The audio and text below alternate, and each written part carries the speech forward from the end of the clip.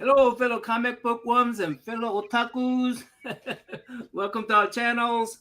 We're running on two streams right now. Otaku Young, please introduce our awesome guest tonight, please.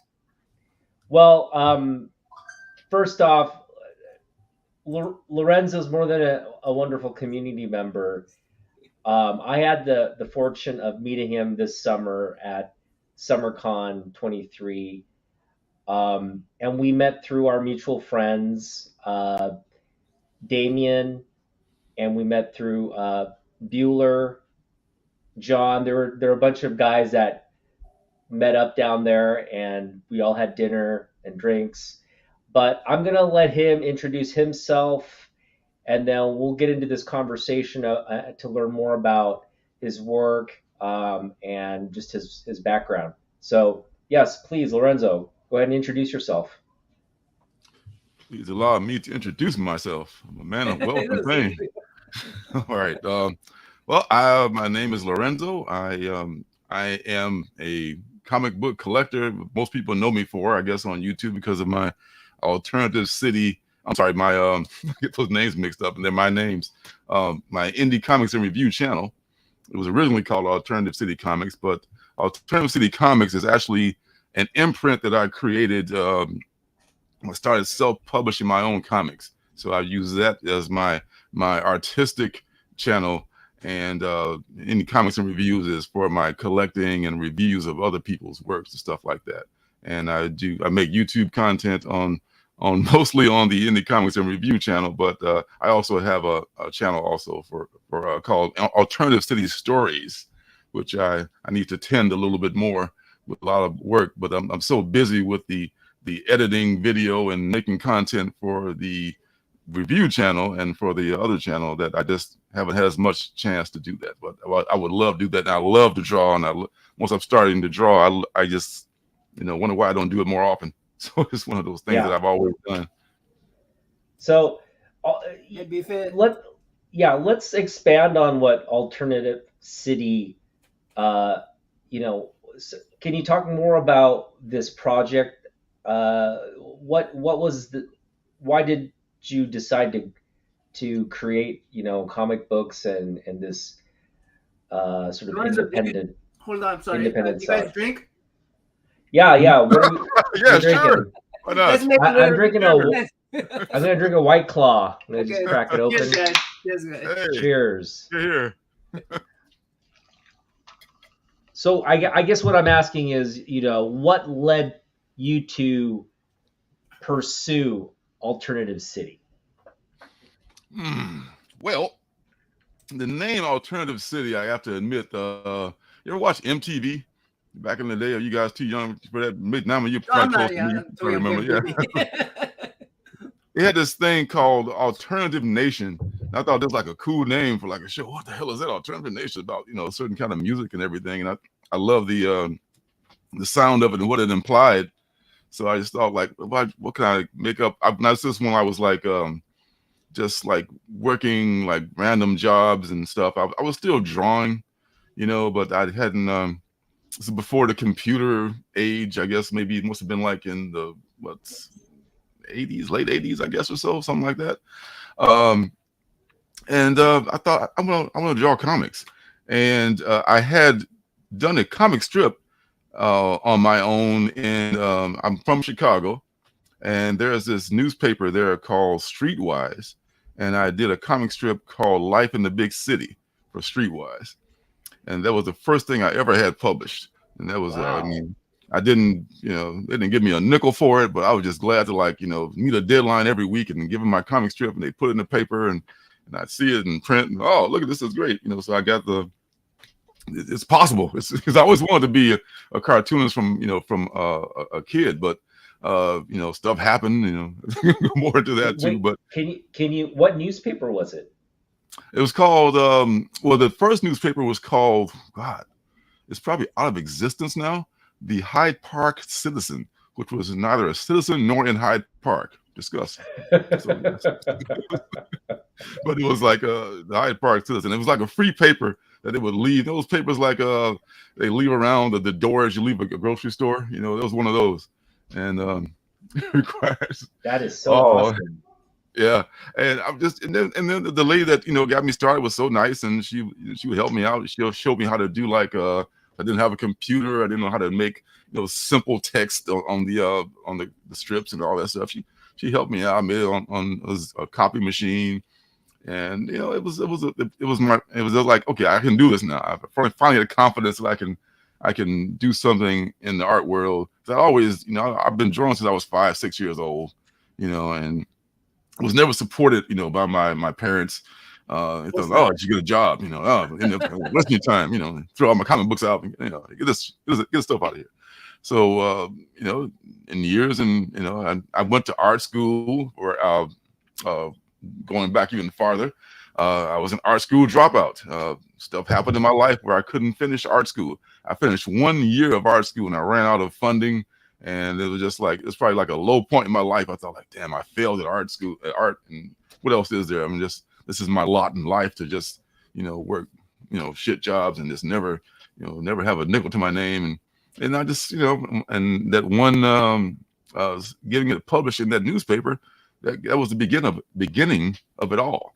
When I first got that done in the Citizen. And after that, there's another paper called Streetwise, which is like it's sold by houseless people, and they would sell for $1, and I knew the editor. I met the editor. They went through a lot of editors, but the first editor I met when I was there, he said, "You can bring your strip over here." I guess maybe the foot in the door was the Citizen, so I brought it over there, and it went on from that. And I started to get more and more daring. I started to get more controversial subjects and stuff. And there's like, we're really not trying to do that. We're trying to like help this mission of of houselessness and stuff. But I get all these ideas. So I was in there for a while, and after I eventually left them, I came up with Alternative City, which was like this weird David Lynch-esque kind of a place where everything could happen. Yes, and Life in the Big City. That's right, Damien. Is in comic book form on my web store, so you can get a copy of it there. So is that comic strip you're referring to? Life in the Big City. Life in the Big City. Well, so are you gonna be able to talk about that a little bit? Sure. Yeah. Sure. In fact, I got this is the book that Damien is talking about here. This is one, Life in the Big City. This collects one of my favorite arcs in the story. This is where the character here, Quentin, he runs for a city councilman office, and this is what I think kind of got the Streetwise folks a little uneasy, because it was like this like kind of a weird like character who sat behind a desk. They called him the man, and he ran the city and everything. And he was like, the current editor that I'd known had moved on, and there was a new editor. And she was like, we're not trying to like really inspire like despair in people. We're trying to like lift people up, with this newspaper and everything. And it was just a comic strip, lady. I'm just trying to like tell a funny story. So we eventually parted ways. Not long after that strip was that story arc was published, and I thought, like, just do your own thing. And that by that time, more people, the computer age was coming around, and I thought, well, maybe I can, either, or even before that, I was thinking maybe I can get Alternative City in an indie newspaper like the Chicago Reader.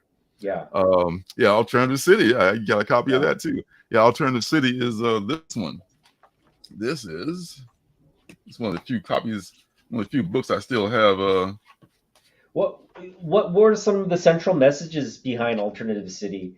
What were you trying to communicate? What are some of the, I guess, topics you wanted people to think about, issues you wanted people to think about? Well, and that it was kind of a murder mystery. It was a murder mystery, and it was about this detective who was a good guy, but he had his flaws. and he was investigating a murder of a girl that he knew, and he was trying to not let it be known because the girl was a call girl, and he was good friends with this girl. And there was this other character, the villain of the story, who's named Tango, and Tango is like, he made this drug called I forget, Utopia, and it would, when you snorted it would cause you to explode. So they were like, girls were like exploding, snorting this drug, and they were just exploding, So, and this is a picture of Tango right here. This is the bald-headed guy there. So, and it wasn't anything deep. It was just like, it was the first thing I really, because once I got the from the editor said they didn't want me to do anything controversial, I got more controversial. So I thought, like, yeah, okay, I'm going full blast. I'm going the other direction. So that's Alternative City was just like something to kind of like be more like, conspiracy theory-esque, if that's a word I'm just coining, and just go down to that rabbit hole even more. I do want to. Can I say today is a special day? Yeah. Sure. I put it out there. Already. Okay. Happy birthday, Lorenzo. This is his. Thank you, Nama. Years. I didn't know. Happy birthday. Yeah.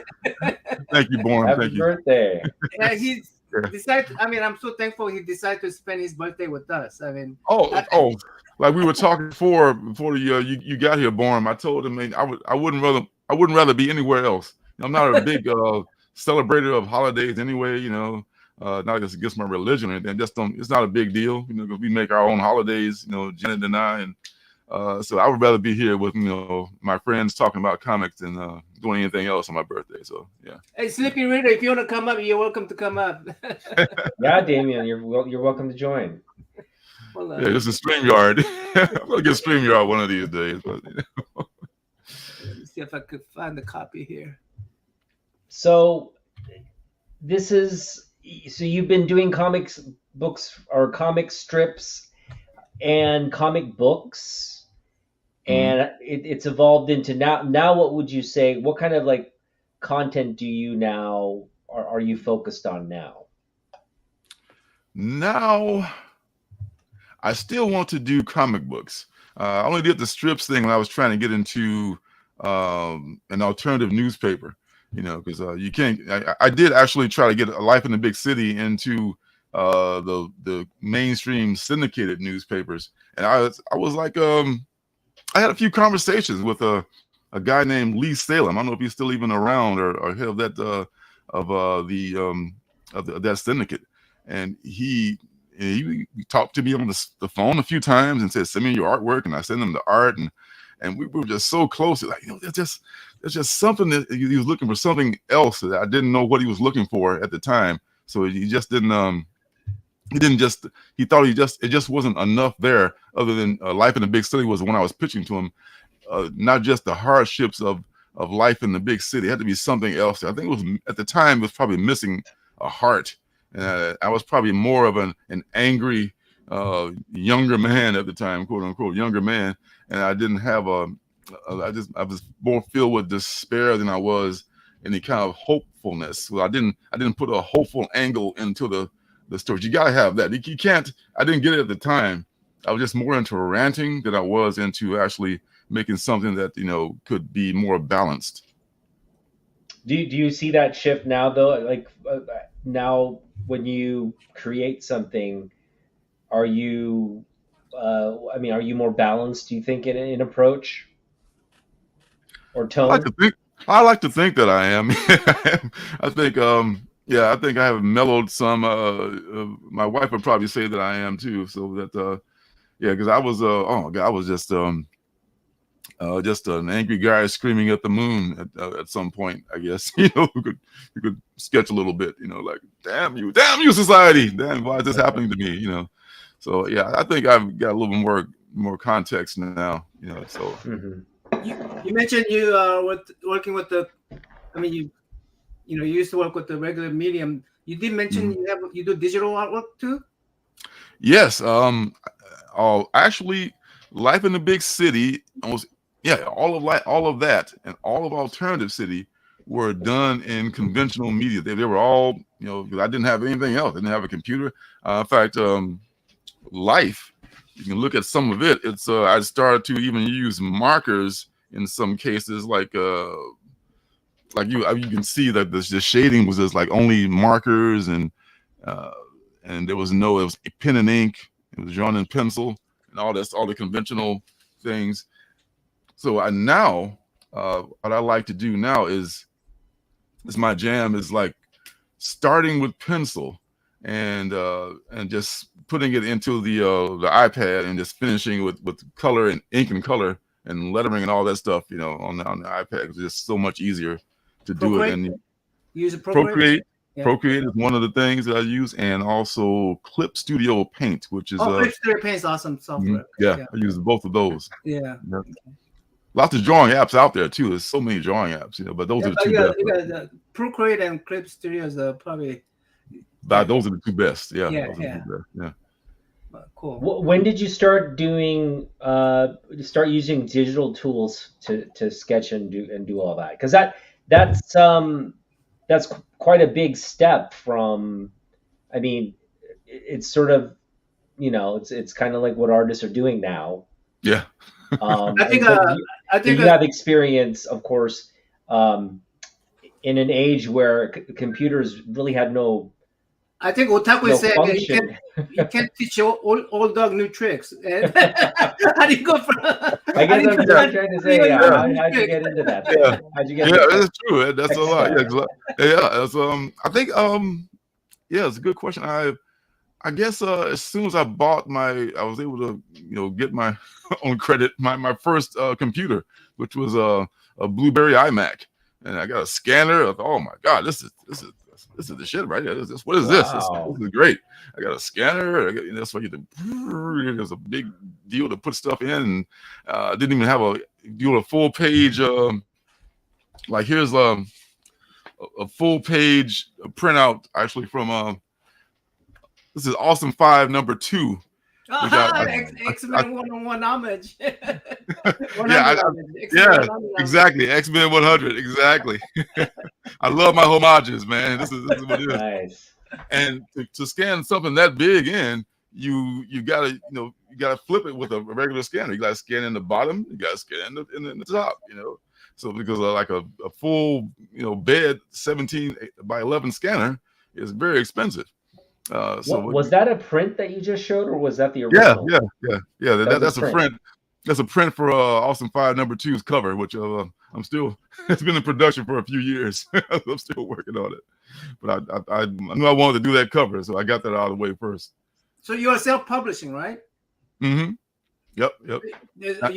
You go to any of the like GoFundMe or anything, or you just self-publish yourself completely? I used to do like we were talking before. I used to go to, being in Chicago, I would go to like Wizard World, C2E2.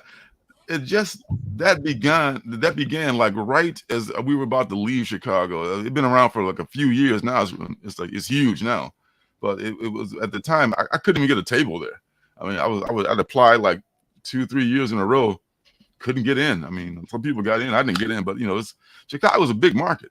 And it's a lot of, you know, this like a lot of people vying for those spots in Chicago. So, and it's about, you know, sometimes access and who you know and all this other stuff too. So I never got into C2E2, but I would do Wizard World. I would do like other local shows like in the Midwest. There was a show called Space, SPACE, which is an acronym for I think something which I forget. It's in Ohio, in Columbus, Ohio. I went there about 2 or 3 times.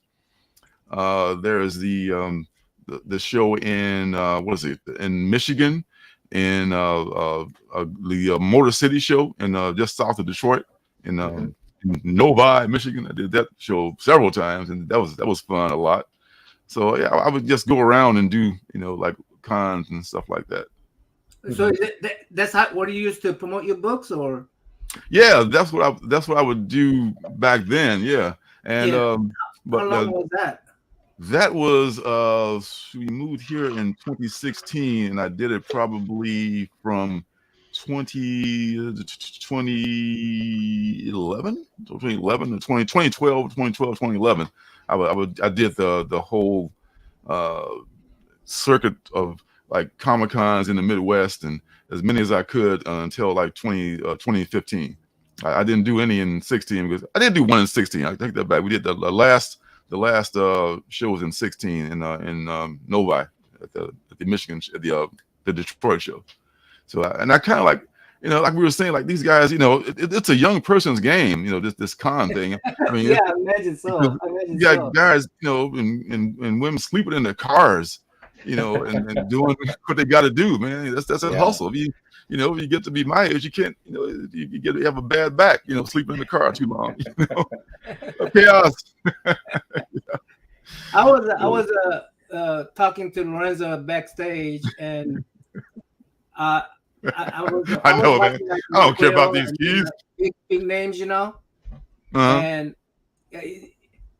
I saw them, I saw them at the hotel too. They're carrying all their art equipments in, and they were dragging some stuff in. I mean, when I was imagining these artists and all that, I'm imagining, I'm the artist, I'm just gonna draw there and so glamorous. Yeah. But I thought a little more glamorous kind of stuff, but they're just there, sleeping in strange beds, carrying stuff in and closing those things up and trying to negotiate with people, selling comic, my signature is $20 and no $10, whatever. It's not so glorious when you actually witness it, but still, I wonder what that lifestyle might be like. Yeah, and it's not, man, because unless you like, the top tier, it's like with actors and celebrities and stuff who get flown in first class and they fly out after the show, everybody else is hustling. It's a big hustle. I mean, you love it, because it's the game and you love the art and it's what you got to do.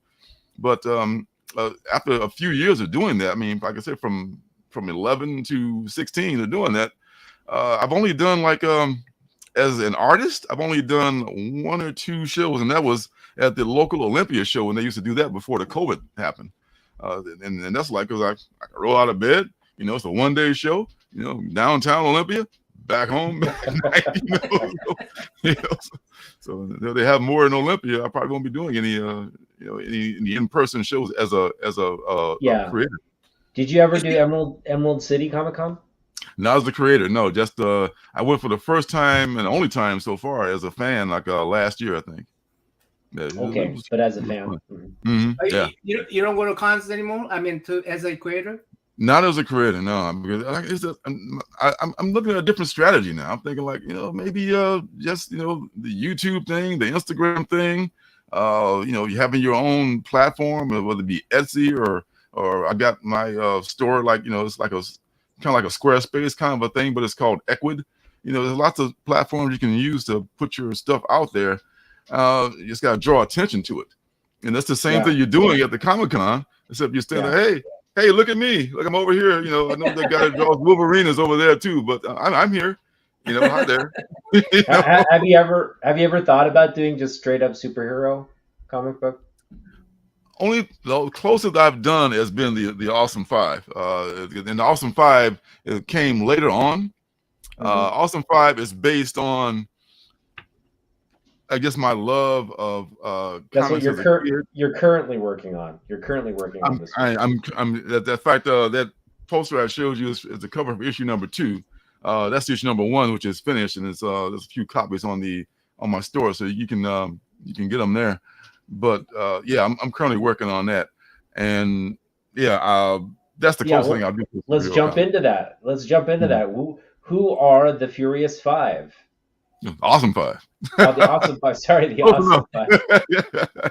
That's like, what's that? That's a rap group, Grandmaster Flash of the Furious 5. Yeah. Chaos and Comic want you to play cosplay as Wolverine to sell your comic books.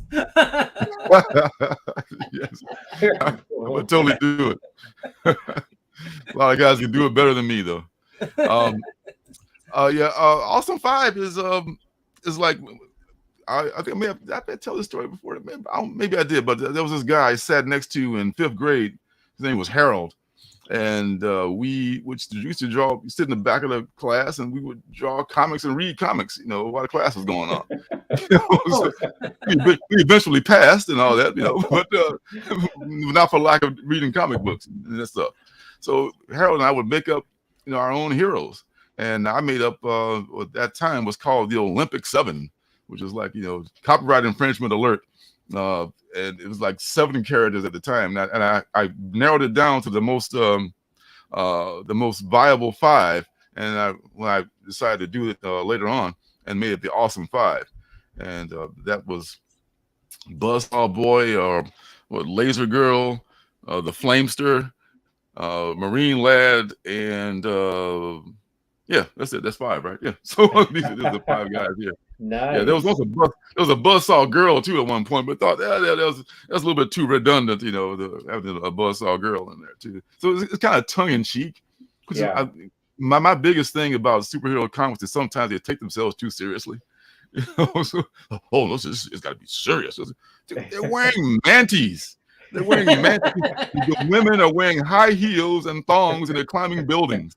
Let's not take this too seriously. Let's have fun with this, Spandex. They're wearing spandex and panties on top of it. Come on. Let's have fun. No, I think the best series are ones that don't take themselves too seriously. The tongue-in-cheek humor. It's the best. Absolutely. I love those series. So I thought the only thing I would ever do as far as a superhero book would be Awesome 5. And I kind of imagined it as a all ages book, but I remember one comic shop which specializes in mostly children's child oriented slanted books. I won't mention the name, but this is just scandalous. I mean, because of what? It was like this one scene where it's just like a reverse flash, where this girl like a reverse flash, and they thought that was just like pornographic. And like this one, like, okay, all she did was show, she showed the character her boobs, but you didn't see the boobs. I mean, kids know boobs exist. I mean, what's the big deal, folks? Why are we so like, so just puritanical in this country? I don't get it. It can't happen. Like, it's a joke. I mean, I'm sorry. Yeah. I remember when in Europe, all the commercials that sometimes they show nudity. Here in the United States, like, oh no, that's Yeah, in Japan too. In Japan, like on like family television shows, they'd have like naked women. Yeah, like running gags. Because nudity is real. I think people get more perverted when they suppress them from that kind of stuff. They get a little more perverted. Ooh, like for instance, in Arab nation, they will look at somebody's ankle and they get excited.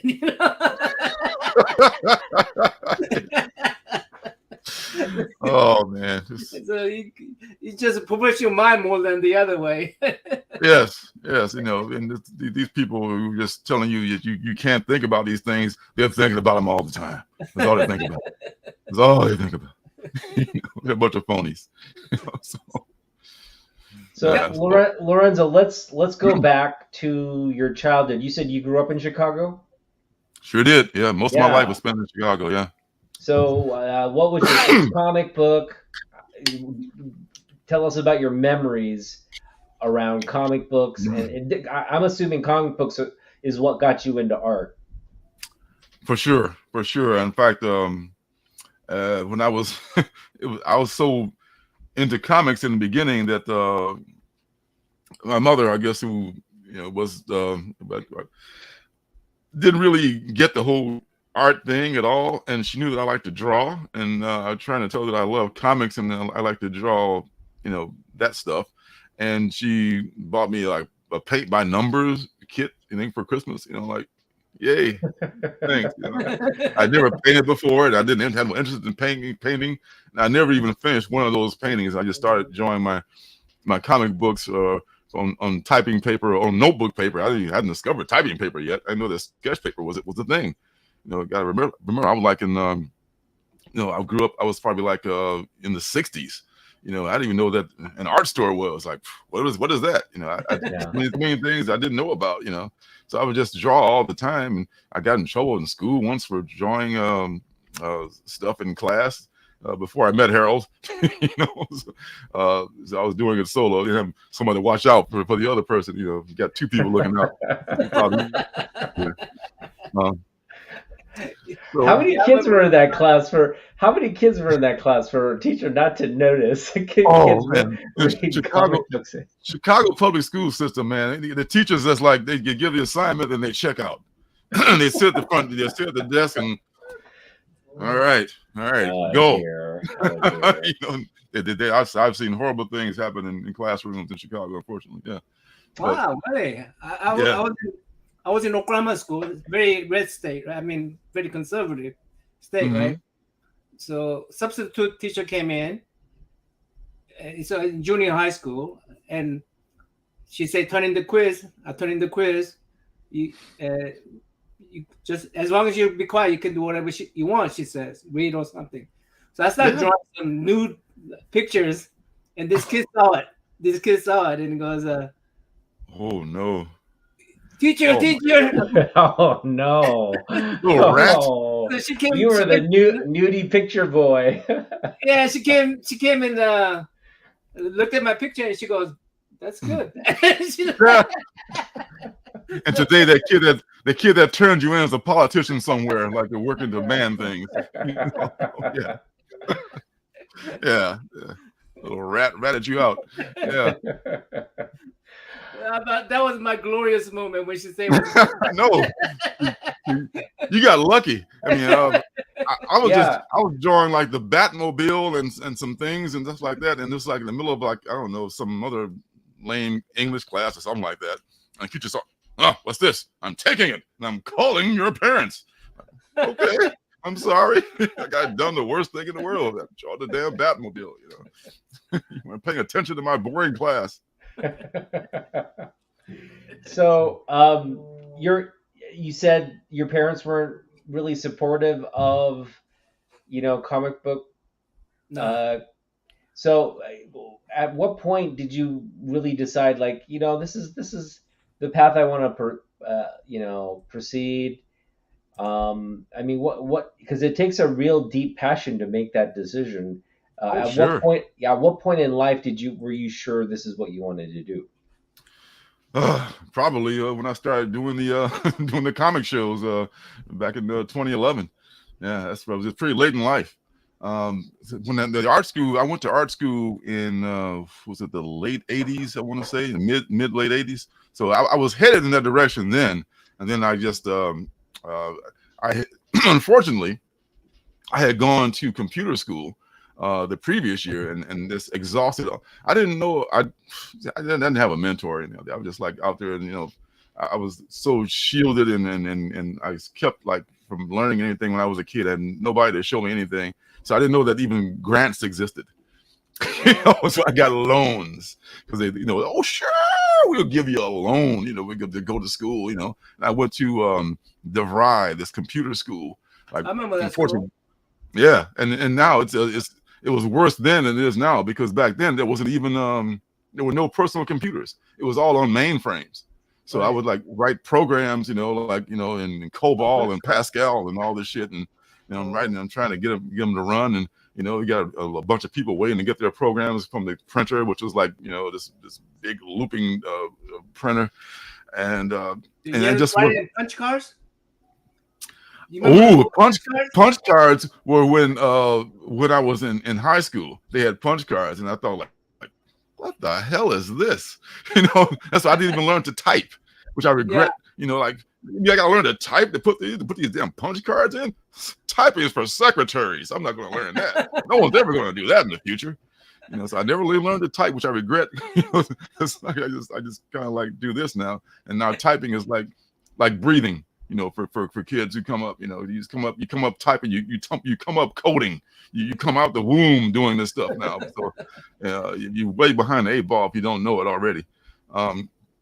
So yeah, I did mess around. I think I took a data processing class in high school and just quickly, dropped it and ignored it. And the next time I got talked into Derived by this slick salesman who told me, oh, the future's going to be, people are going to be looking for, they're going to be headhunters looking for people that know computer languages and stuff. So, oh yeah, sign me up, and I signed up, and next thing you know, I got this huge bill. And actually what you do learn some programming classes, which I did kind of like the programming classes. But then there's a lot of accounting classes, a lot of math classes, which I hate. Oh, yeah. Involved with it too, because I'm just my brain thinks visually, not mathematically. I see things, in segments rather than in numbers. I mean, to me, I know some people say, math is the language of the gods or whatever. I can't speak to them, man, because it's just not my thing. I have no interest in math whatsoever.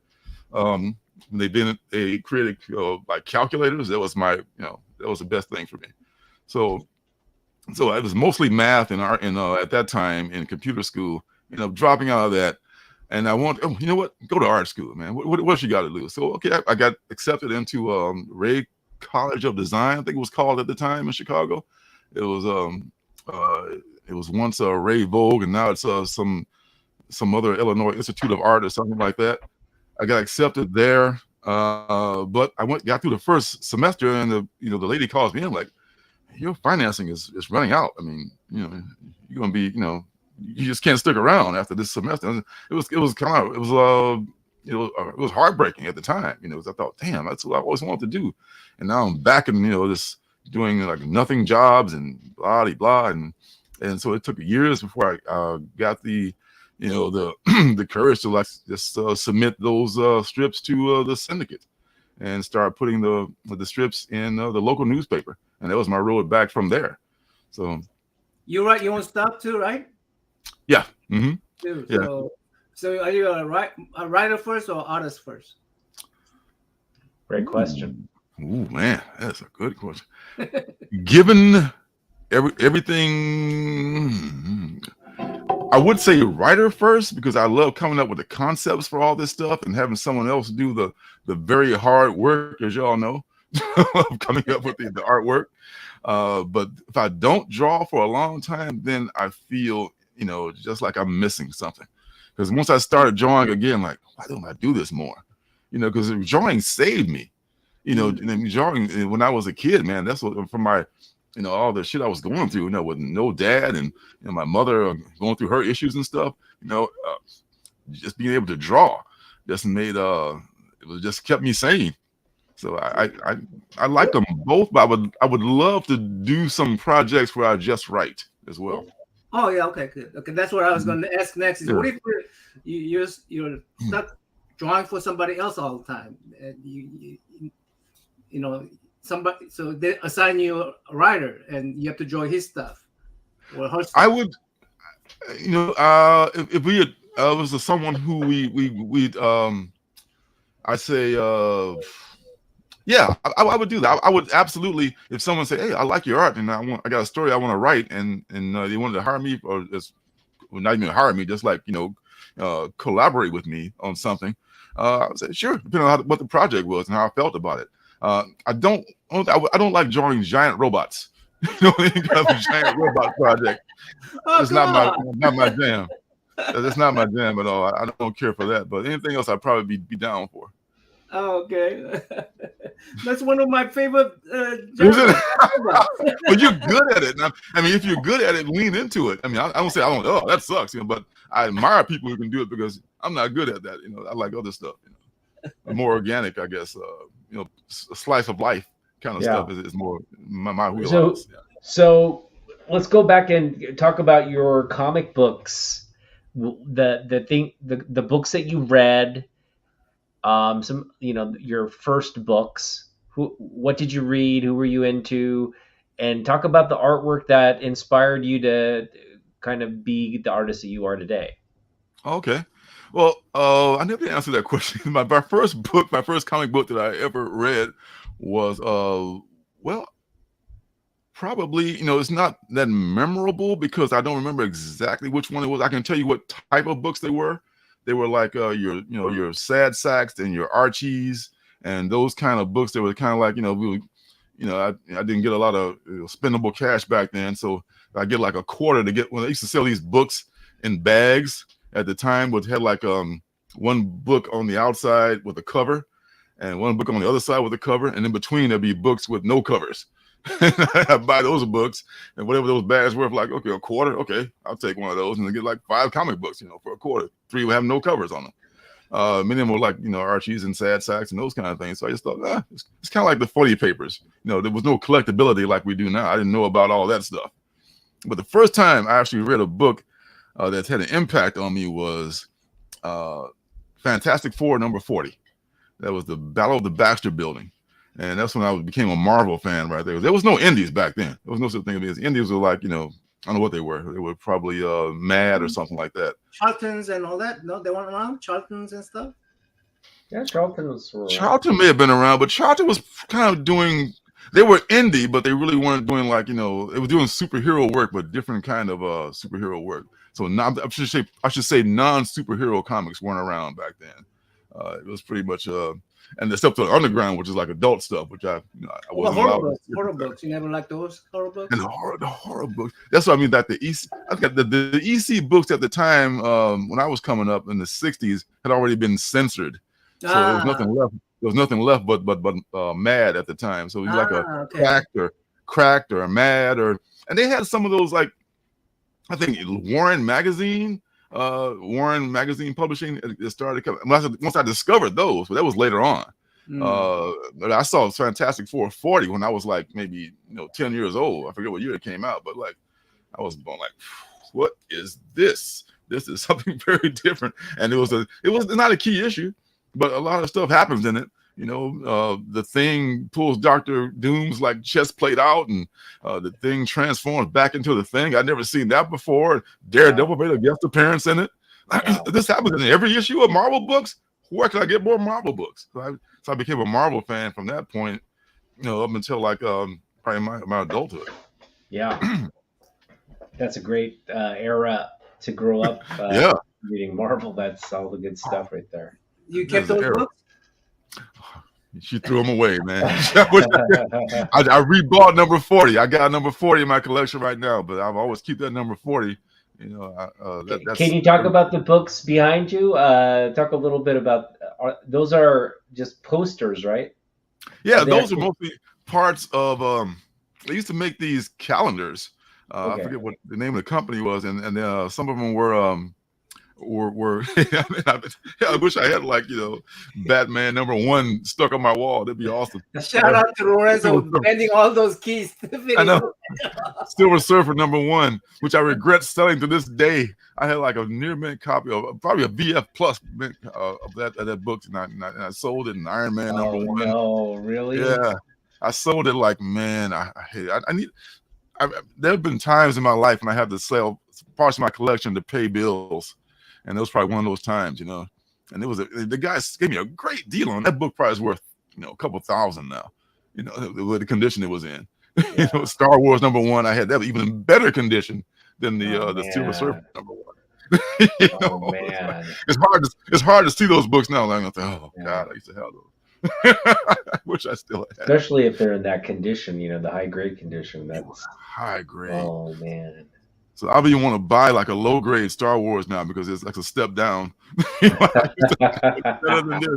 I can't. You can't go down once you've had it. That's I break down and spend $100 on my Star Wars. I had a Star Wars #1 too, but I traded it away, and then it was like a grail book I had to have. So I spent $100 last year, I think. I never would spend that kind of money on a comic book before. But. That's worth it, though. That's value. We talked so long. We got to get through some of this stuff. You're going to show some of your artwork now.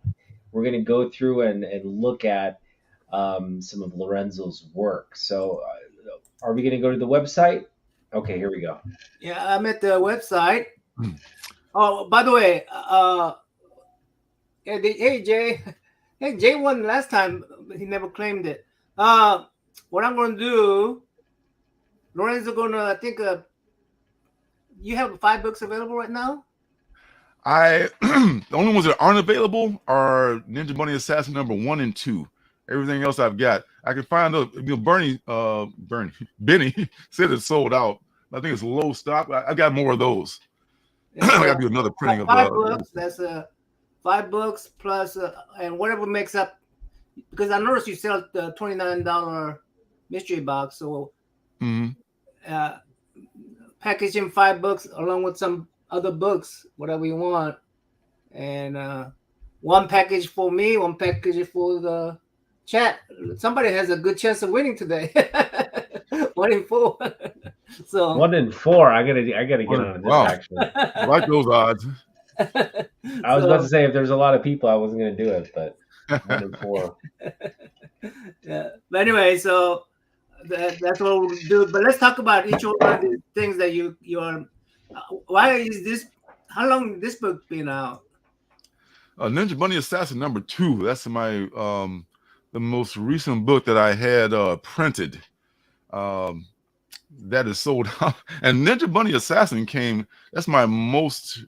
Oh, this was #1. Okay. That's #1. Yeah, that's also sold. I got to do another printing of both #1 and #2 because that has been kind of the surprise, I guess, hit of my books that people like, just because it's I've gone full. He's a nihilistic kind of a rabbit, and that just goes, cuts off people's heads and stuff. But he's a good ninja though. He's just very violent.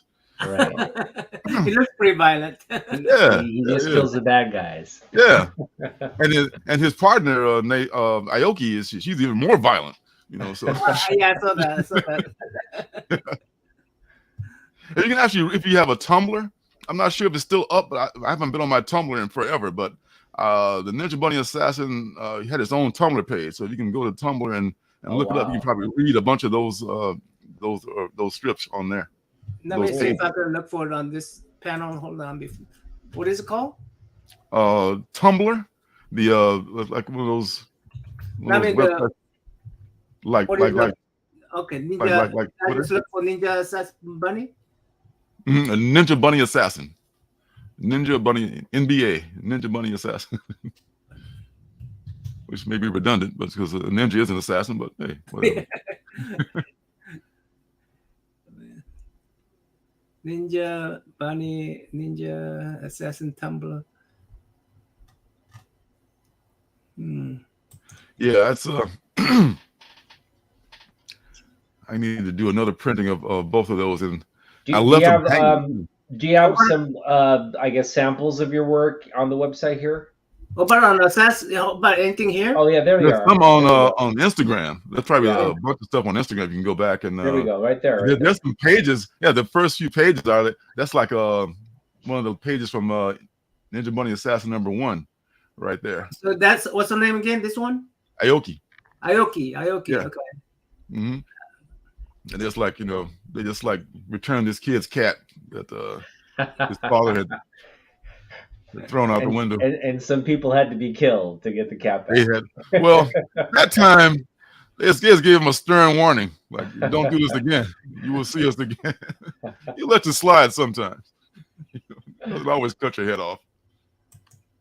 But it is an option. What is this one? That's from Austin 5. That's from nice. That's the villain and his girlfriend. It is what's this cat's name again? I know I thought Ramses? Ramses and his Nefertiti. That's his girlfriend Nefertiti, and they have like a floating pyramid on the dark side of the moon. And Austin 5 had to go to their headquarters, to their hideout to stop them from doing some dirty deeds. So you got your Gem Stalin space. So they're aliens. They're space aliens essentially. Yeah. Oh, that reminds me of that. What was that movie? The Stargate. Okay. Yeah. I just got the idea for he's kind of like he's not exactly like the Monarch. You guys ever watch the Venture Brothers, the animated series? Oh my God! If I could make something as dope as the Venture Brothers, my life would be complete. the Venture Brothers is just look it up. I think it's on Hulu and some other streaming places too. The Venture Brothers is like Johnny Quest, only like if Johnny Quest were like unrated or just like allowed to do more stuff. Okay. And he spoofs a lot of like mainstream like Marvel, and you see like the takeoffs on the Marvel and the DC and other characters in there too. It's awesome. Like about 5 seasons of it, man. Gotta look that up. But the Monarch is the villain on Venture Brothers, and I guess he has his girlfriend is actually called Dr. Girlfriend, and she looks like Jackie Onassis with a pillbox hat, but she speaks like this real big gravelly voice like this. She's totally hot chick though, She talks like Dr. Girlfriend. Like Jackie Onassis. I mean, she's a pretty hot chick. yeah. So this is good stuff. So he was kind of inspired by the Monarch, but he does his own thing. It was an Egyptian motif, not a butterfly motif. So that's a lot of time. Beautiful artwork right there. Beautiful artwork. Yeah. Oh, thanks. And the Kirby dots. I love me some Kirby dots. Oh yeah, Kirby dots. I love Kirby dots, man. You call it Kirby dots? I call it like a Jim Stalin universe. Yeah. You go. But on on Procreate they call it the Kirby Crackle. It's like a brush you can use to add it, like that. Yeah. Oh wow! They even have a technique. Mm-hmm. Yeah, there's like a whole. Awesome. You draw the dots. Crackle right there. You just like use the brush and make the crackle by save time. You gotta love the digital thing. I mean, Kirby has to. He produced a lot of work. He had to do something to save time. Oh my God, Kirby, that man never left his drawing table. I love what you're doing with the colors here. Is there something? Is it something you're trying to convey? Or is it just? Reminds me of a Fantastic Four kind of thing. Yeah. They are. I blended the Fantastic Four, the Teen Titans, and it's kind of like and a little bit of my own thing, and I came up with the Awesome Five, and I want it to be very colorful. I wanted to be, because I remember, the comics we read were very, the 4-color printing technique that they used back then. It was always stunning to me. I mean, now they got, of course, computer coloring and nothing is impossible, and its colors look great and the covers are great. But you were limited to a palette of and to a style back then. So I make Awesome Five. It was my first color book. It was very expensive to print. That first run was expensive. So when I do the next printing, it's going to be probably the most expensive book to print because of all the color in it. Have you considered webtoons? I'm not really up on webtoons. What is that actually? I've seen it out and people talking about it, but I haven't had time to really check it out. Just you go there and basically publish your work in the. It's like having a YouTube channel, except you're publishing your artwork. Really? Yeah, it's like having your own YouTube channel, and then people will follow your stories, and you just keep on creating content like a YouTube channel person, and people will follow different writers and artists and whatnot. And is it like an opportunity to market yourself? Some webtoons become the physical publications. Some popular ones, because people want people eventually want the physical copy. Sure. So so that happens, but it's very popular in Korea, I understand. So it's a website called Webtoons, or just like a style of publishing that is Webtoons? I think there's a website called Webtoons. It's like a YouTube channel. Yeah. Okay. Yeah. I've heard it. Like, what is Webtoons? Whatever it is, I'll check it out now. Yeah, thank you.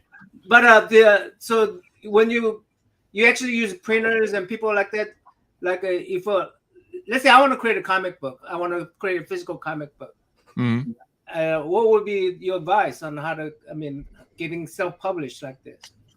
Well, I went through, my first printed book was Complicated Hair, which is about my time as working in an art store. That one was in black and white, and it was printed in Canada. But it's a company that may or may not still be in existence now, and it was kind of expensive, and there was like a minimum. I had to get so many hundred printed. I still got a bunch of those Complicated Hair #1s.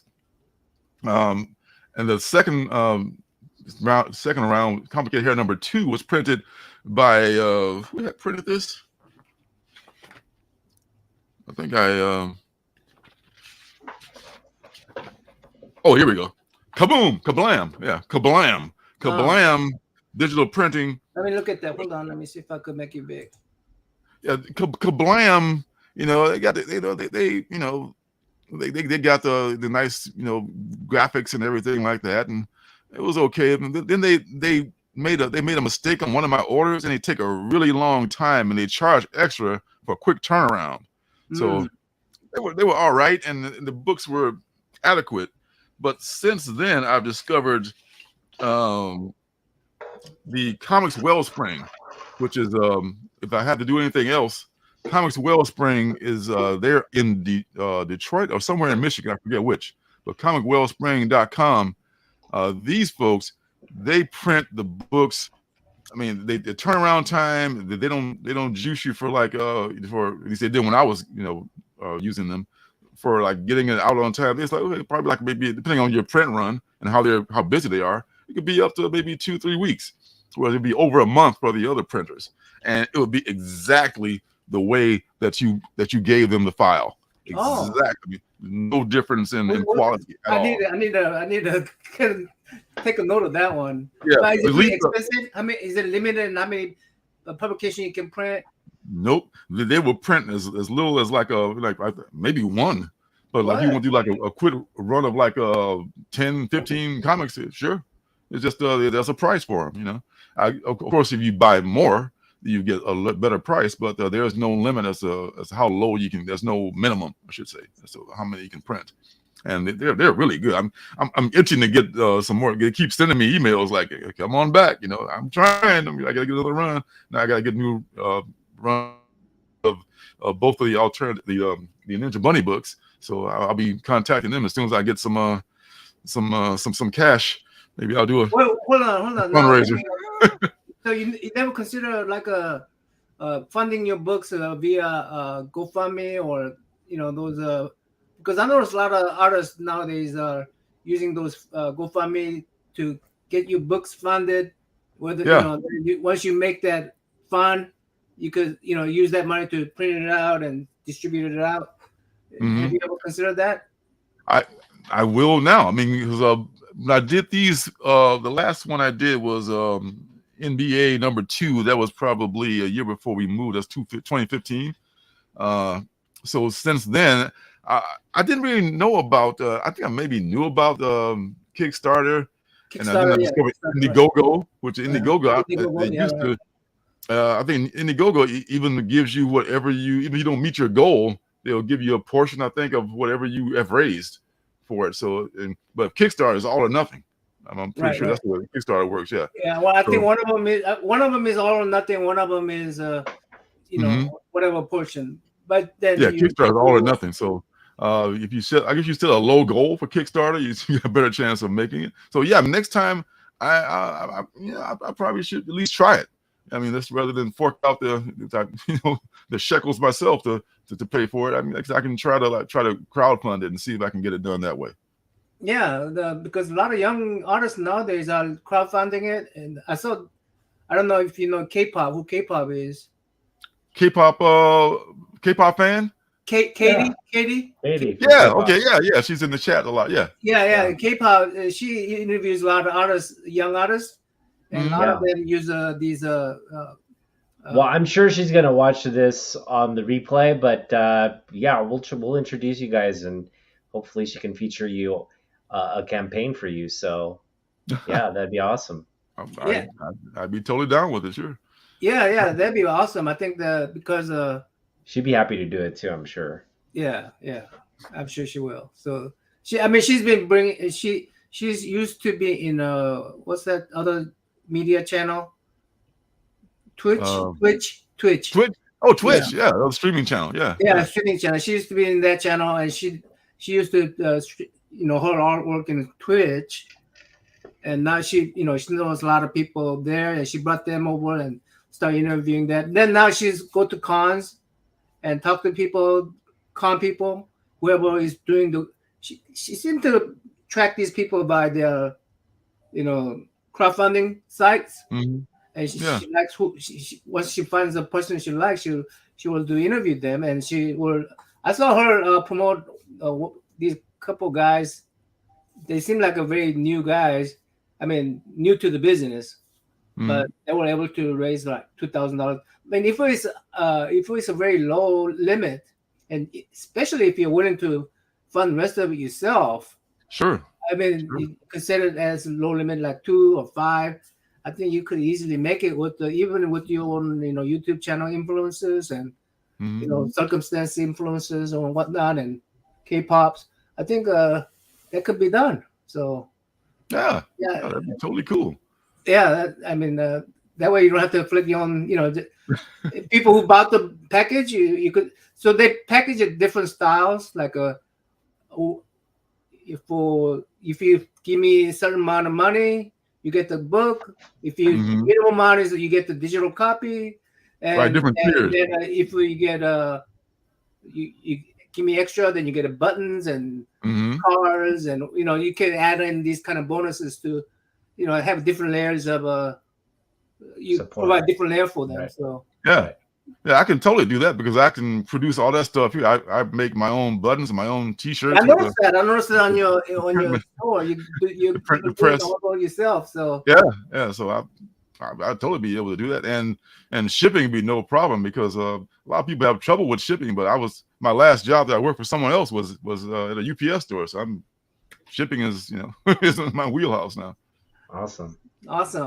Hey Ben. Hey, well, Ben. Let's go back to this summer. That first night of SummerCon, it was a real treat to hang out with you guys, and I'm just sad that I wasn't able to catch the additional days. I was there Friday, right? Yep. But you were there Friday, Saturday, and Sunday, correct? Just Friday and Saturday. Oh, just Friday and Saturday. It back Sunday. Yeah. Okay, and you guys got stayed in the house that you guys rented out? Yeah, I was invited to the house, but it was pretty late for me. That I didn't go. I kind of regret not going now because I could have hung out with those guys a little bit longer. But you didn't stay at the house? I didn't stay at the house. I probably should have, but we went and hung out like at another pizza place for a long time. So we were hanging out after the show for sure. Okay.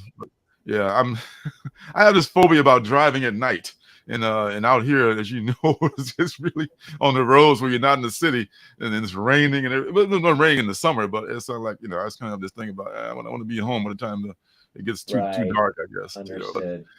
Yeah. Hey, well, CJ. Let's talk about SummerCon. What talk about kind of what you were looking for, what you picked up, some of the exchanges and some of the things that you I guess the highlights that you could talk about from that event. Well, SummerCon this year I went purely as a fan.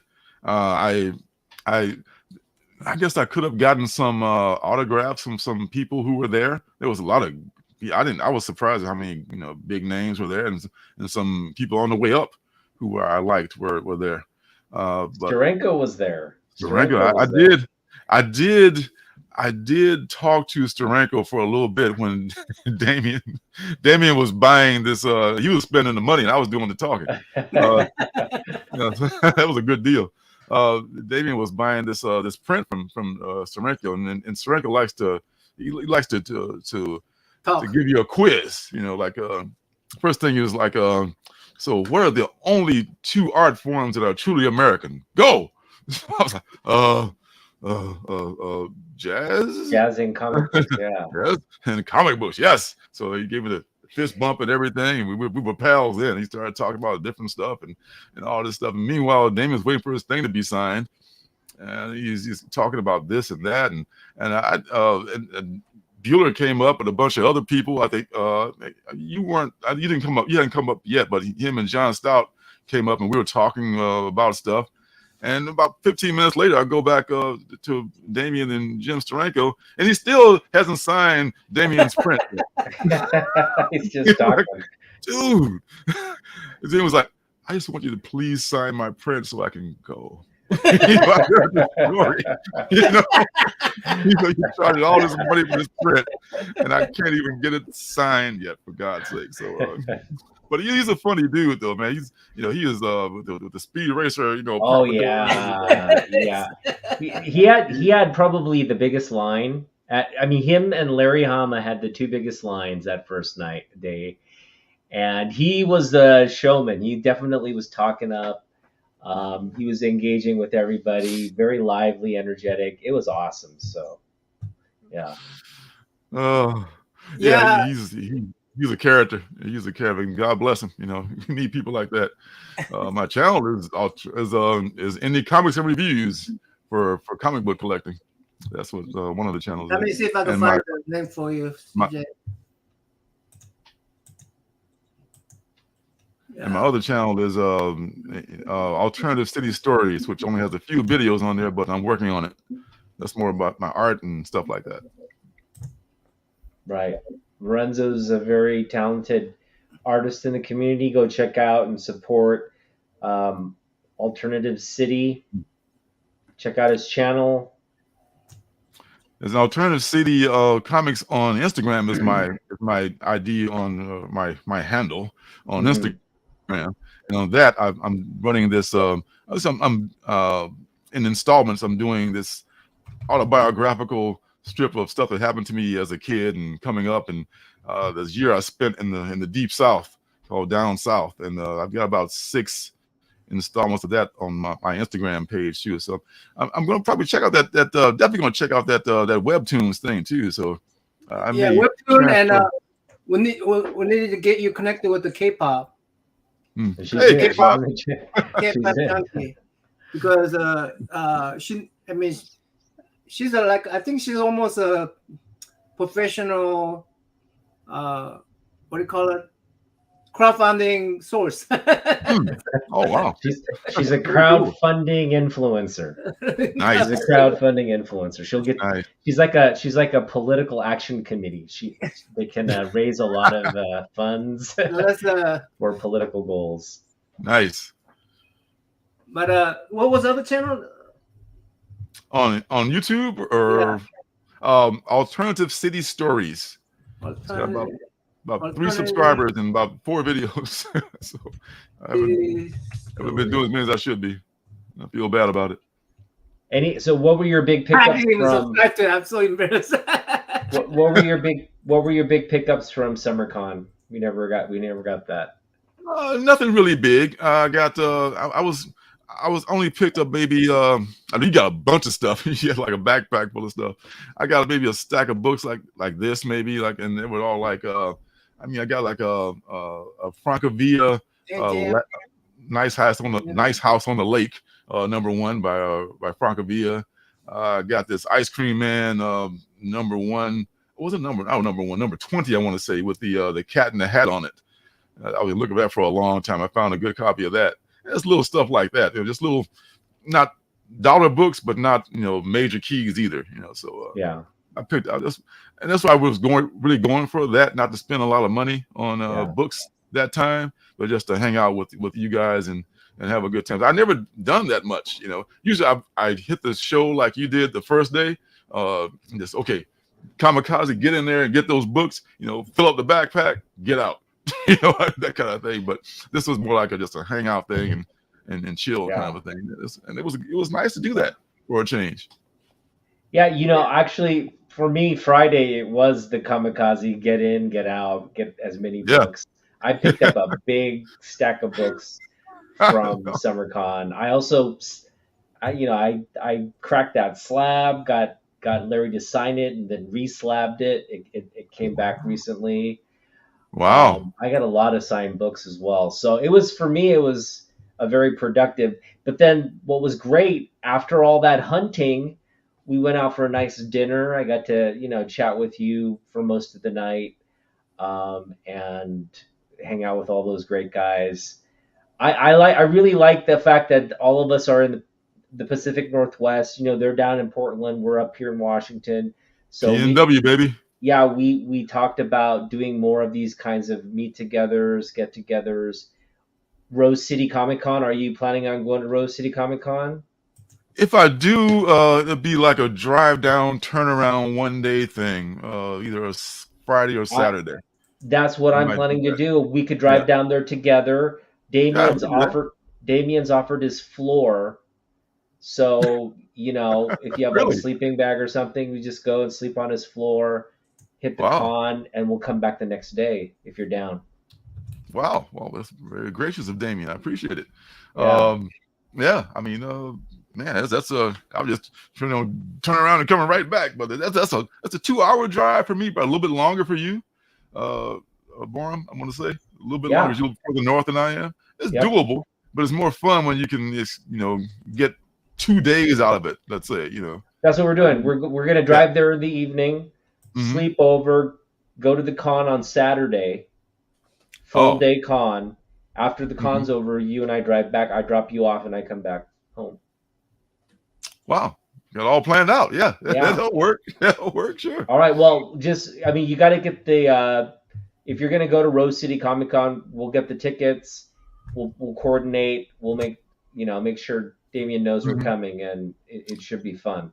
So Saturday would be the day for the show, and the previous day we used to hang out like Friday night or whatever. Yeah, we'll just We'll drive down there, probably have dinner with Damien, just hang out. Again, he's been gracious enough to offer, his I think one of his extra bedrooms so we could sleep over there. And we'll just come back together the next day. Should be a fun event. All right, let's let me talk about this. Let me remind people that we're giving these. Why is the screen not coming up? Oh. Let me just hold on. Try it again. Take it out. Stop the screen. Present. Share screen. Entire screen. There you go. Now, does it show up now? Not yet. No. It's blank. Huh. What are you trying to show him? Lorenzo's alternate city comic book site where he. Oh, there it goes. Yeah, there it is. Okay, there it is. Okay, these. I think you, Lorenzo, you have this book. You have this book. You have 5 books, right? I have Complicated Hair #1, which is the one at the top row center. Alternatives. I should say Life in the Big City, the one you're hovering over now. I have Awesome 5. That one. I have. You got to get the Awesome 5, yo. Yes, definitely. And Complicated Hair #2, that one. And I have more of those too, Benny. So you're in your mystery box for $29. You will include all those 5 books. Yes. The mystery boxes are usually like mainstream comics, but I can make a special mystery box. Make a special mystery box where there's 5. All those 5 books are in there at least. Yeah, absolutely. You could throw a couple more books in there, maybe. So like mainstream books, sure. I got plenty of those. Yeah. I have plenty of other people's books. So you'll make a 2 mystery box, one for me. I'll pay for the shipping and everything. Oh, don't worry. And one for the chat. For the chat. And sure. Taku-yang, you could enter the contest. So I know, so there's, so we have a good chance. Sure. I'll throw some other indies in there. I'm not going to give out these. I'll throw all indies in there with my stuff too. Okay. So let's see. Well, yeah. I mean, whoever wins, you guys can kind of tell your preference of collecting. Or if you're a Marvel or a DC fan, you can. Okay, I got those too. So yeah, I got stuff for everybody. Happy birthday! How's that? Happy birthday! Happy birthday! Happy birthday! Yeah. We should be getting Lorenzo something. Yeah, I know. Happy birthday to you. Happy birthday! And I'm gonna start collecting #Happy birthday to Lorenzo.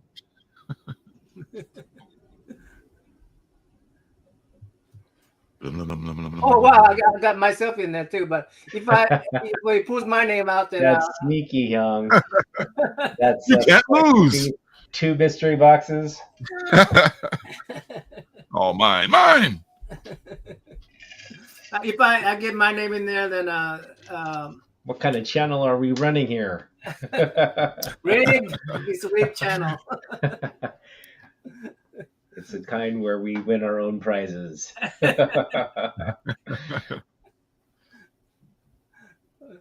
Well, let the name gather and yeah, right. Get your hashtags in, guys. We're gonna run this. We're not gonna wait all day. Let's wait all day. So you guys, looks like you guys got the when is the con you guys talking about? September. Hyung, when are you coming to Seattle? We can't do stuff until you're physically here. Yeah. I mean, where are you, Norman? I'm in DC right now. Oh, okay. Man, you're the other side of the map. Wow. Yeah. But he has a house. Well, he's kind of partially living here. Yeah. My family's over there. Yeah. Okay, cool. I'm in process of cleaning out my house over here so I could rent the space out. And hey, Brandon. Brandon's another guy who might join us in Portland. Oh yeah. Brandon. So Lorenzo and I are going to head down to Portland for Rose City Comic Con. Well, we have plans to. Nothing concrete yet, but you're welcome to join us, Brandon, if you want to head down. I have extra room in the car. I'm sure we can make room on the floor if needed, but let us know. Nice. Yeah, that sounds fun. That sounds really fun.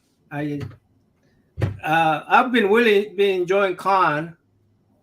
I've been to 2 cons. One at Baltimore Con. I went by myself. No, I just went to see Jim Lee and some artists like Mike Grill, Jim Stalin, and then Greg LaRoque. Do you know Greg LaRoque? Name sounds familiar. What has he done? Oh, he worked for. I think he started working like late 80s. He started working late 80s. He did Web of Spider-Man. He started on Web of Spider-Man. He did Legion of Superheroes. He did a lot of Flash, a lot of like modern Flash. Yeah. Okay. Yeah. But we got to know him, and so I go visit those artists, and that was really fun. Then went to what's that called? Heroes Con in North Carolina. That's where everybody came. Yeah. A lot of people went to that one. Yeah. And that was basically, I didn't buy that many comic books. I just got original artwork from Mike Grill and some signed books from not John Boy, but what's his name? DNA, David Nakayama. Yeah, my guy. DNA, I love DNA. So have you seen the new Superman cover, Hyung? DNA put out today? No. Today? Oh, Hyung, go to his page right now. Go to David Nakayama's Instagram page right now. We gotta let the community know. Right damn now. We gotta let them know. There's fire up on Instagram, and it's coming. It's not out yet.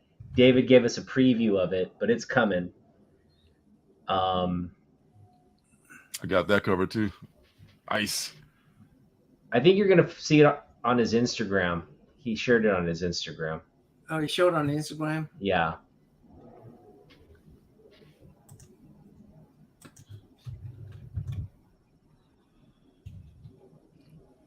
Man, if he ever comes out this way, he may have been out this way. I probably missed him. I got a bunch of stuff I'd love to get signed. Oh, that looks. Oh, so he's doing negative space stuff. Look at that Superman. Yeah. Oh, look at that. Yeah. Look at that Superman. That's drawn like My Adventure with the Superman. You seen that movie? I mean, you seen that comic. I mean, not comic, animation. The TV show is it it's an animated show? No, I haven't seen that. Yeah, my adventure with Superman. Huh. Yeah, that was. I am reading the new Superman comic book, but I have not seen that show. It's on. I love that cape work that in this image. Look at that beautiful cape work. Yeah. The ripples. The what's wind. his name? The movie. I mean, the series is on Max. Oh, Max. Max. Max. Yeah, Max. Okay. Yeah, it's Max pretty now. Good. Pretty good. If you have if they sort of use Lois Lane as Asian person. She's an Asian person.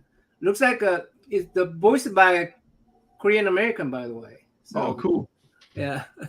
So did you see my comment on that? Did you see my comment on David's? No. Or what do you say on your comment? Show that again. So if you look at my comment, I said, "Love the Asian vibes." Because Superman's giving off Asian vibes. Is it just me, or is he giving off Asian vibes there? A little bit, right? And then look what David said. He's like, "I'm okay with that read." Unintentional, but I'm okay with that read. So you didn't say. Or did he say unintentional? Oh, unintentional, but I'm okay with that. Nice. Someday we'll see Love this guy's work. Oh yeah, it's amazing. It's amazing. Yeah. Oh yeah, okay. So that's a full figure there. Yeah. Yeah. Okay. And I'm getting that when that comes out for sure. I mean, I hope he puts it on his website with the signed copies, because I'll buy a signed copy. I'll pay $50, whatever he's charging for this signed. I'll buy it. All right, let's go with. I guess I'm done waiting. We're gonna close up the shop. So there's 4 of us. There's 4. All right, last chance. Last call. 5, 4, 3, 2, 1. It's either one. Run it.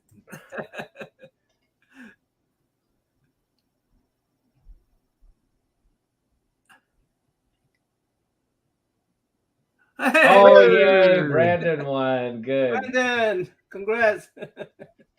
Congrats, perfect. Brandon. Hey, Brandon, you contact me at Naman the Draw Man.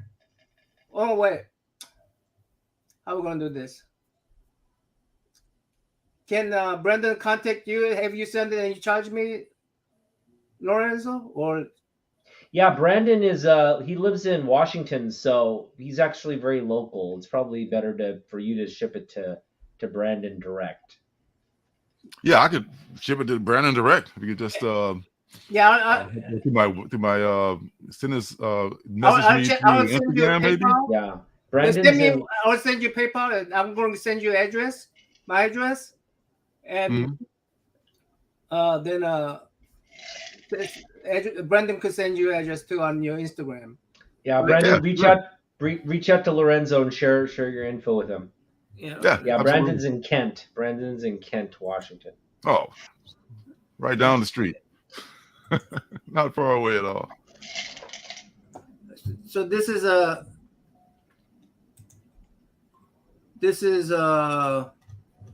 Lorenzo's Instagram channel. Alternate City Comics right here.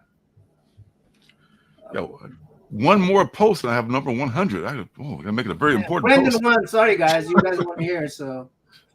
Happy birthday. Thank you. Hello Lisa, how are you? Hey, Bizzle.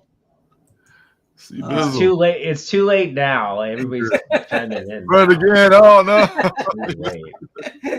You were stalling the whole time trying to get people to build up. Oh no. So everybody's at CJ's channel right now.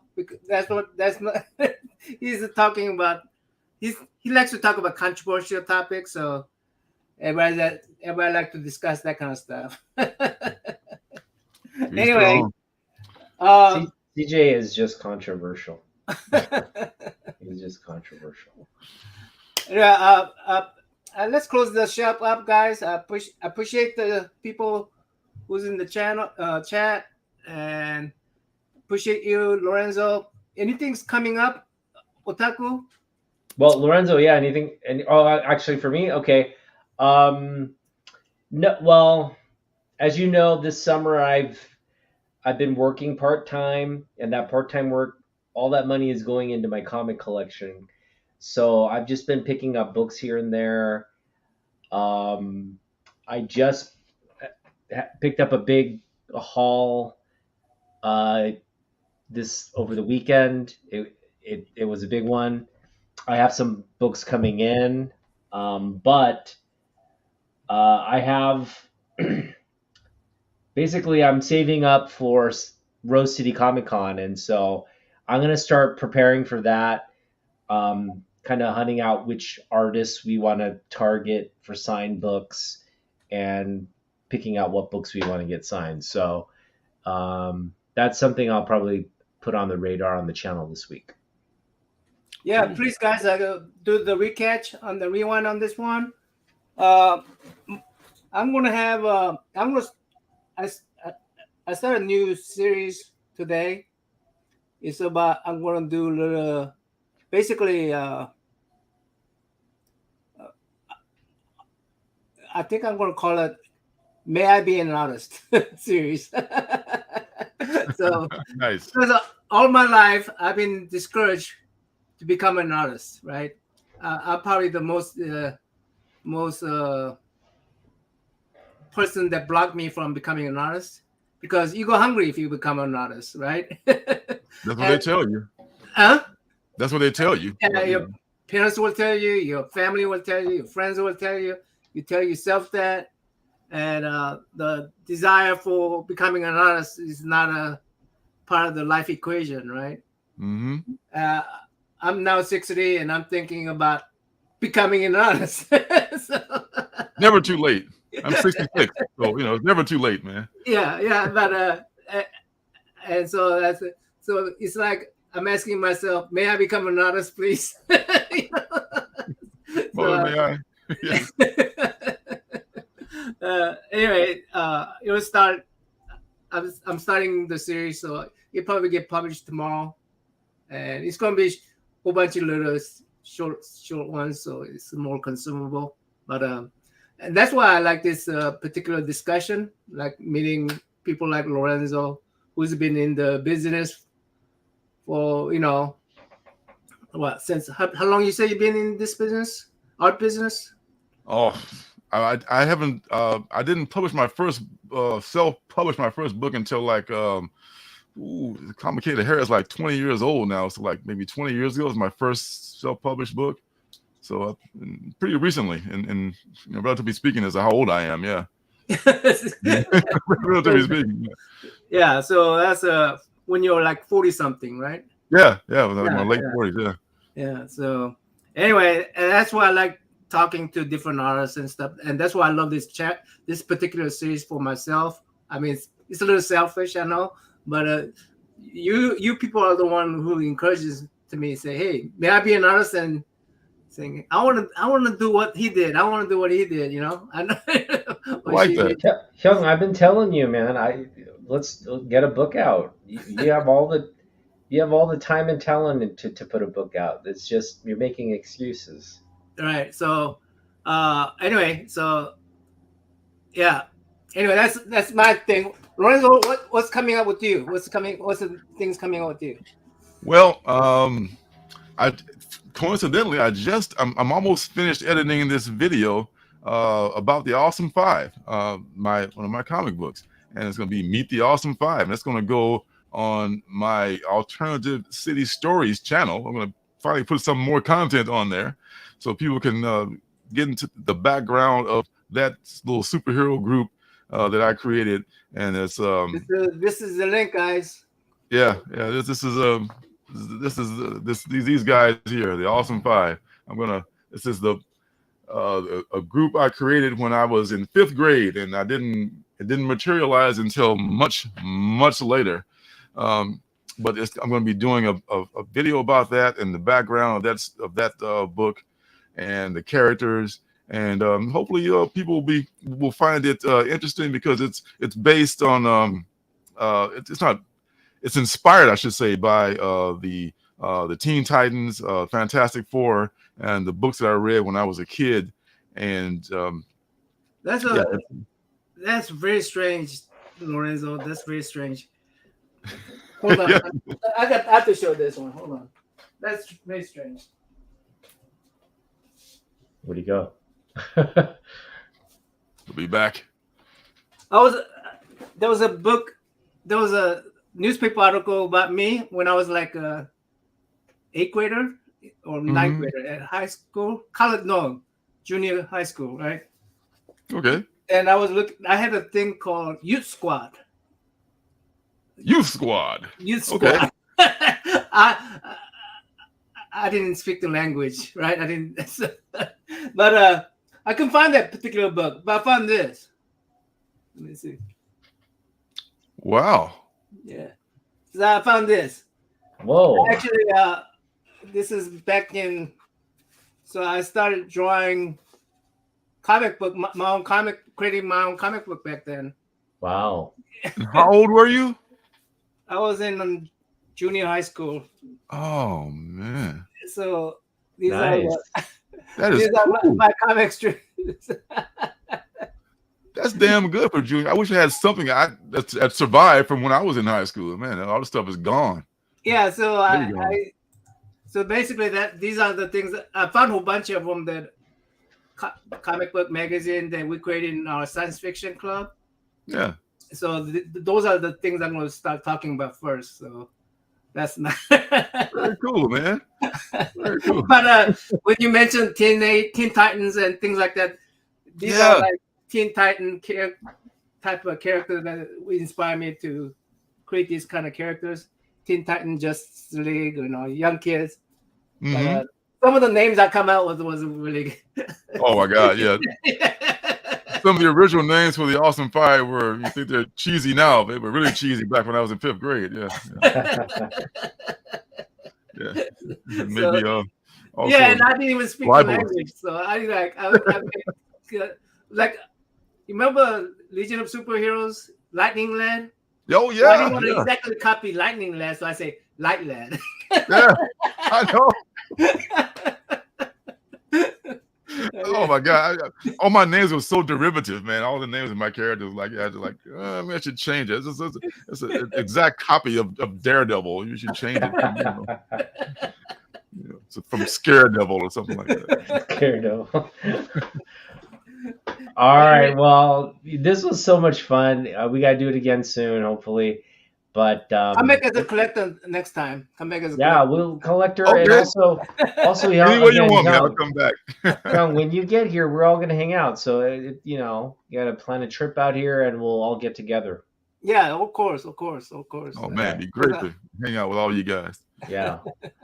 All right. Well, have a good evening, gentlemen. happy Thanks for hanging birthday. out, guys. Everybody Happy give a birthday. happy birthday to Lorenzo. Happy Thanks. birthday, boy. Thanks everybody. Bye bye. And we'll see you next time. Absolutely.